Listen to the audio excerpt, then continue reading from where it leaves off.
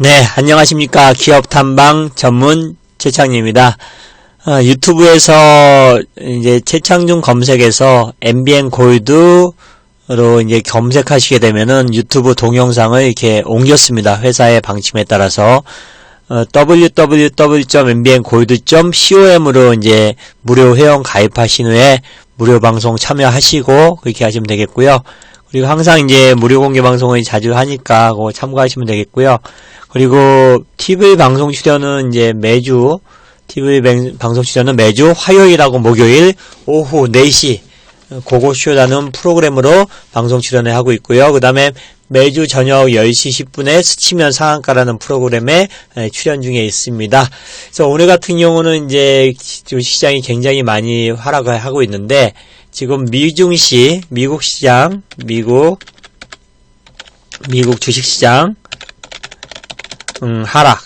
하락이죠. 이게 이제 최근에 국채금리 관련돼가지고 좀 이슈가 나왔고요. 미국 주식시장이 하락했고, 그 다음에 대한민국 주식시장의 앞으로의 방향성. 이거에 대해서 오늘 설명을 드릴 거고요. 그러면 앞으로 이제 벌써 8월 16일이 돼서 하반기도 벌써 7월달 지나가고 8월달 중순으로 넘어가고 있는데 방향성에 대해서 설명을 드릴 거고요. 그 다음에 지금 기관 외국인들 동향에 대해서 기관 외국인 동향 여기에 대해서 설명을 차례차례 드리겠습니다. 지금 미국 주식시장 그리고 앞으로 그 하반기 주도주 그리고 대응 전략, 하락장 대응 전략 이렇게 설명을 드리겠습니다. 지금 미국 주시장이 하락을 했는데 하락한 이유는 이제 어떤 내용이냐 간단하게 설명을 드려보면은 미국 시장이 하락한 거는 금리 관련돼서 지금 미국 10년물 국채금리하고 2년물 국채금리하고 금리의 그런 차가 역전이 됐다. 금리가 역전됐다. 지금 미국의 다우존스 지수 보게 되면은 지금 이 자리가 굉장히 중요한 자리인데 여기서부터 지금 하단부에 선을 딱 그니까 지금 쌍바닥 패턴을 만들고 있거든요. 더 지지가 될지 아니면 하락할지 지금 저울질하고 있지만은 최악의 경우에도 이 정도 가격대 정확하게 24,700포인트 정도가 깨지지 않으면 되고요. 제 생각은 지금 이 자리가 25,200포인트가 깨지지 않을 가능성이 있다. 25,000포인트 언저리. 왜냐면 여기서부터 이렇게 박스권이고 하락한 이유가 분명하게 있으니까요. 국채금리 장단기 금리 역전으로 인해 가지고 하락했다는 건 핑계일 뿐이고 미중 무역 협상이 지금 난항을 겪으면서 미중 무역 전쟁의 후유증이지 않을까 이렇게 보고 있습니다.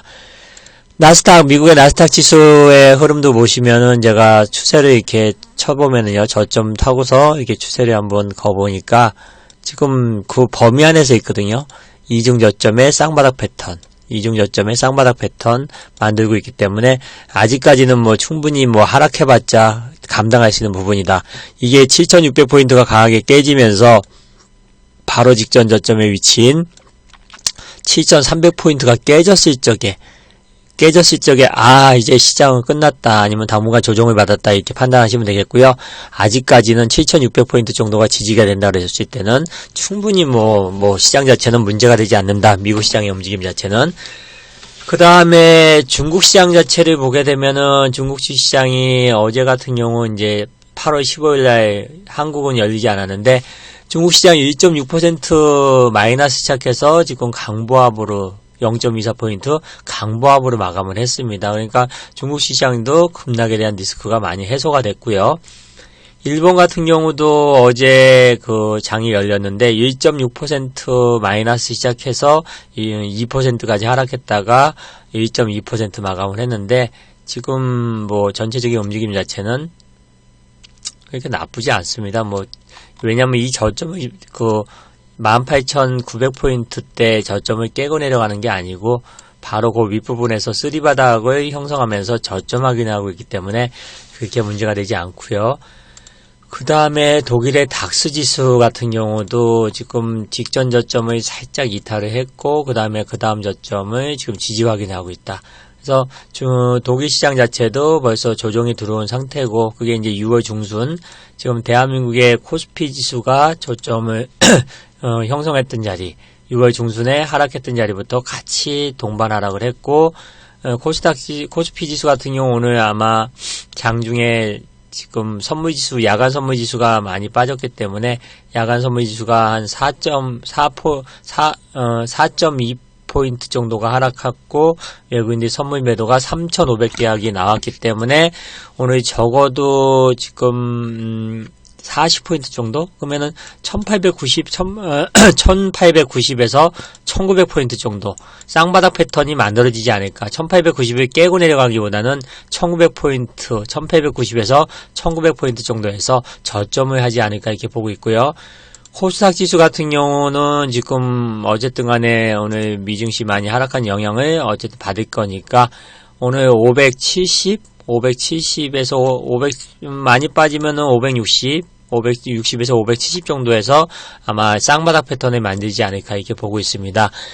그리고 기관 외국인들의 최근에 그 매매 동향을 본다 그러면요, 국내 주시장에서 최근에 기관 외국인들은 거의 뭐 매매를 하지 않고 있고 그냥 개인들의 순매수가 들어오는 모습을 최근에 계속 보여줬는데, 보시다시피 코스피 시장에서 외국인들이 주식을 계속 매도를 하고 있는데 매도의 그런 금액은 줄어들었고, 선물 시장에서도 크게 뭐 영향을 보이지 않고요.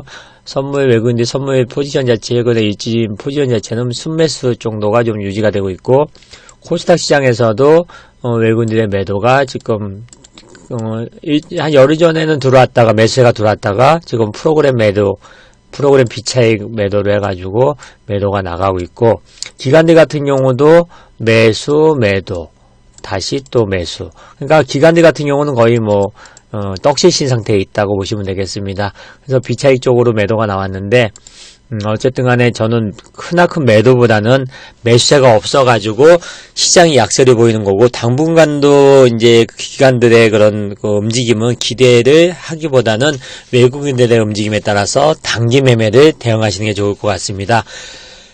그리고 지금 어떻게 대응을 해야 되냐면은, 지금 이 어려운 시장 흐름 속에서도 강세를 보이는 그런 종목 섹터들이 있는데, 그게 어떤 섹터냐면은, 지금 실적이 뒷받침되면서 기관 외국인들 수급이 아주 빵빵하게 붙는 종목들이죠. 그런 종목들이 대부분 이제 어떤 종목이냐면은, 제가 소개해드리면은, 제가 ARS라든지 그런 데서도 많이 좀 언급을 했던 종목인데, 첫 번째 종목 같은 경우는, 지금, NHN 사이버 결제 같은 종목이요. NH 사이버 결제 같은 종목. 지금 핀테크 관련돼 가지고 네이버에서 계속 강조를 하는 그런 섹터인데, 사업 다각화, 금융 쪽으로 사업 다각화하는 데 있어 가지고 주목을 받는 기업인데, NHN 사이버 결제, NHN 사이버 한국 사이버 결제. 이런 기업들이 지금 기관 매수세가 꾸준히 유입되고 있고 주가도 신고가 상승을 하고 있는데, 이런 종목들이 빠지면은 샀다가 올라가면 팔고 트레이딩 하는 게 좋겠고요. 그 다음에 KMW가 사상 최고치 실적 발표를 시장 예측대로 하면서 신고가 상승을 하고 있는데, 어쨌든 간에 이런 종목들 프로그램 매수도 빵빵하게 들어오고, 이런 종목들이 빠지면 사면 되겠고, 또 클래시스 같은 종목, 클래시스 사상 최고치 실적 발표를 하면서 기관들이 매수를 안 하다가 이제 매수에 접근하기 때문에 클래시스 같은 종목, 이런 종목들 박스권 매매 12,500원, 13,000원대 매수, 14,000원, 15,000원대 매도, 이런 식으로 대응하는 게 좋겠고요. 그 다음에 또 5G에서 실적 발표를 했는데, 오이솔루션 같은 경우도 어쨌든 간에 굉장히 안정적이다. 빠지면은 저점이 57,800원, 고점은 70,000원대 사이에서 계속 긍정적으로 움직일 거고, 5G 실적 발표가 됐는데 실적이 안 좋게 나온 기업은 솔리드가 적자가 크게 나왔습니다. 솔리드 같은 종목 2분기 실적 연기금에서 많이 매수를 했고 지분 5% 신고를 하면서 강세를 보이는데, 실적이 2분기 실적이 안 좋게 나왔고 3분기도 좀 지켜봐야 되는 측면이 있고요. 그래서 솔리드 같은 경우는 좀 주가가 움직였으니까 좀 정리하시는 게 좋겠고, 에이스테크는 당분간 하지 않는 게 좋겠다. 에이스테크 3분기 영업이익 한 90억 정도 나오면서 3, 4분기 자체도 2분기 영업이익 90억 나오면서 3, 4분기 장계도 긍정적이지 않기 때문에 에이스테크 같은 종목은 안 하는 게 좋겠다. 그 다음에 이노와이어디스 같은 경우는 이제 실적이 굉장히 잘 나왔거든요. 생각보다. 그래서 이노와이어디스 같은 경우는 빠지면은 사면서 매매를 동행하는 매매를 병행하는 그런 전략. 지금 신고가 상승을 하고 있는데, 뭐, 오늘 지수 빠지면서 종목 빠지면은, 뭐, 마이너스 거래 샀다가 플러스에 정리하는 이런 정리들. 그리고 대한민국의 코스피장에서 삼성전자라든지 이런 것들. 지금 삼성전자가 오늘은 아마 빠질 거란 말이에요. 최근에 외국인들의 매도가 계속 나왔었고, 기관들의 매도도 어느 정도 나왔는데, 삼성전자 뭐, 많이 빠지나 그래봤자 42,000원. 42,000원 정도가 지지가 된다 그러면은 42,000원부터 45,000, 6,000원 박스권이고요. SK 하이닉스 같은 경우도 지금 더 빠진다 그랬을 때, 뭐, 지금 미중 수출 그 관세 관련돼서 중국 수출 관세 관련돼서 좀 완화가 됐기 때문에 금요일에 올라왔고, 빠지면은 뭐 74,000원대, 뭐 82,000원대, 그 사이에서 박스권이고요. 그리고 제일 문제가 되는 게 이제 바이오 종목 중에서 신라젠은 흘러내리고 있기 때문에 신라젠 보유하신 분들 같은 경우는 진짜로 현재 13,600원인데 이 가격대에서 한 15% 이상 정도 올라오면은 정리를 좀 비중을 해도 축소하시면 되겠고, HLB 같은 경우는 뭐 괜찮은 것 같고요. 뭐 빠지면 빠진 데도 사서 단기 매매하는 건 괜찮은 것 같고, 그 다음에 또 헬릭스미스 같은 경우 임상 관련돼서 아직 나타나지 않았는데 대주주가 자녀한테 주식 증여한다는 얘기 나오면서 좀 주가가 강하게 움직였고요. 이런 것들 보고 또 5G 또 비메모리 반도체 대응량에서는 네페스가 탑픽 종목으로 네페스 같은 종목 단기 매매 빠지면 사고 올라가면 팔고. 근데 기관들의 매도가 나오니까 지금은 기존에 강했던 종목들 좀 매도가 나오고 약했던 종목들은 또 올라가고 바닥권에서 올라가고 이런 흐름이 나타나니까 진짜 현금 비중은 한 20-30% 유지하면서 약간 그 단기 매매를 계속 병행을 해야 될 것 같고요. 실적과 업황이 좋은 종목은 비중을 뭐 어느 정도 돼 있다 그래도 끝까지 한번 가보시는 게 좋겠고, 실적이 안 좋은 종목들도 바닥에서 많이 올라오고 있거든요. 그리고 애국 테마주들, 저는 이제 삼육물산 같은 종목을 3번씩 매매를 했거든요. 삼육물산 이거 예를 들면은 대주주 지분이 실적은 뭐 그게 뭐 좋은 종목은 아닌데 실적 발표를 했거든요. 삼육물산 같은 경우도 지금 실적이 230억 매출액, 2분기 매출액이 230억 매출액에 영업이익이 10억 정도 잘 나왔네요. 그래도 잘 나왔어요. 그래서 삼육물산 같은 종목 자회사 관련돼 가지고 뭐 소재 관련돼서 실적도 잘 나왔고, 그리고 14일날 또 강세를 보였는데 일본산 100% 독점시장 상용화 임박했다. 이게 어떤 거냐면은 햇반이 즉석밥 용기 뚜껑 산소 차단 필름 상용화 이런 거 관련돼서 주목을 받으면서 이런 종목들 요거 샀다 팔았다 빠지면 사고 올라가면 팔고 이런 식으로 되면 되겠고, 삼육물산이라든지 아니면은 뭐 램테크놀로지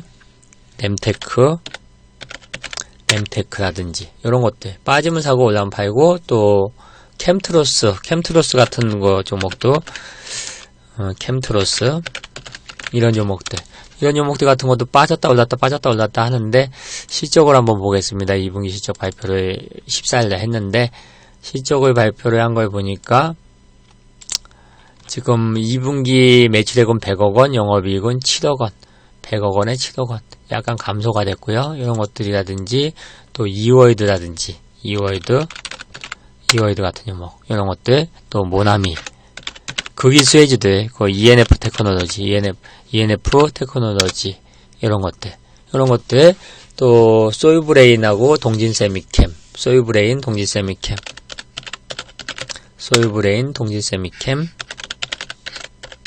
이런 종목들도 관심을 가지시고, 지금 제가 생각할 적에는 시장 자체가 급락보다는 옆으로 횡보하면서 기관들, 외국인들의 특히 기관들 매수에는 좀 약간은 우리가 신경 쓰지 말고 외국인들과 세력들이 움직이는 종목들, 이런 종목들을 좀 약간 우리가 매매하는데 이용하면서 단기 매매를 병행하면 되겠고요.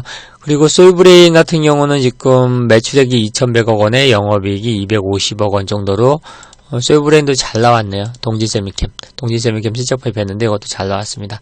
그래서 정리를 하자면은요, 현재 시장은 급락에 대한 리스크보다는 옆으로 행보한다. 미국 시장이 하락을 했지만은 충분히 지금은 견딜 수 있는 부분이다.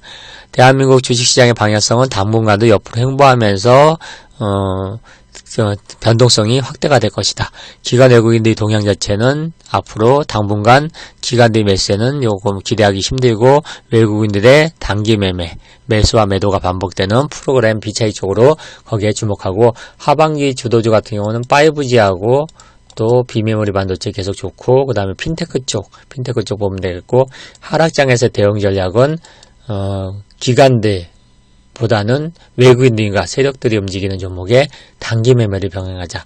그리고 오늘 이제 금요일인데요. 블랙 프라이데이가 되지 않기를 바라면서 오늘 코스피 지수의 저점은 1890에서 1900 정도, 코스닥 지수의 저점은 560 정도, 560 정도에서 560에서 570 정도, 이 정도 보면서 정리를 하겠습니다. 감사합니다. 유튜브 많이 구독해 주시고, 구독 내용이 좋으면 좋아요 많이 눌러주시고요. 저는 언제나 여러분들 위해서 열심히 기업 탐방 다니고, 그 다음에 열심히 여러분들 위해서 노력하겠습니다. 감사합니다.